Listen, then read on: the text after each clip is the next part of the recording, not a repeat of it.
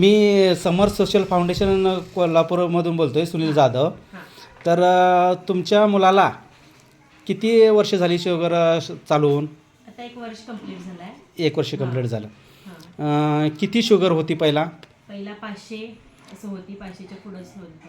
हां आता कमी होत आहे. हां. वय वर्ष किती आहे त्याचं? आता 11 संपलं आहे. हां 11 संपलं आहे काय? पहिलेचा रिपोर्ट आहेत का तुमच्याकडं? हां हो. ही पहिल्याची रिपोर्ट. हे पहिलेचे रिपोर्ट हां, तुमचं औषध घ्यायच्या आधीचे. घ्यायच्या अगोदरचे. हां.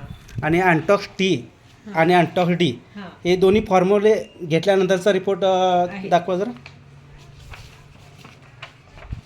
हां आहे.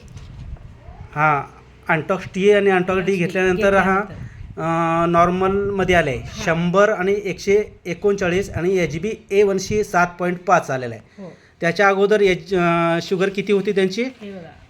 110 आणि 211 आणि HbA1c 9.6 होता.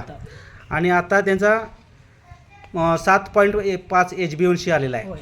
तर हे औषध घेऊन तुम्ही समाधानी आहे? हां आहे. त्याच्यामुळे कमी होत आहे आमच्या मुलाचं थोडंफार. हां.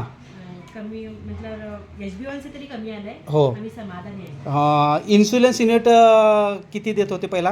पहिला जास्त होतं. हां. 7 वगैरे होते. आता 6 वर आले. 6 वर आले. हां.